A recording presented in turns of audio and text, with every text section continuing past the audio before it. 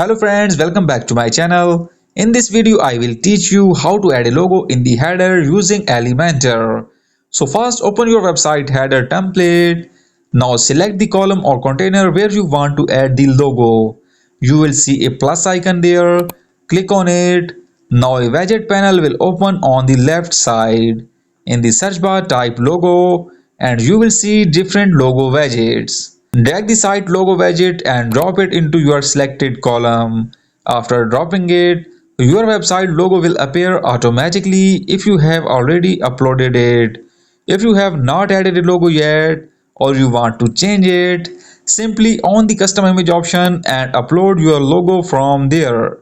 After adding the logo, you can easily resize the logo, adjust the position and set the alignment. That's it.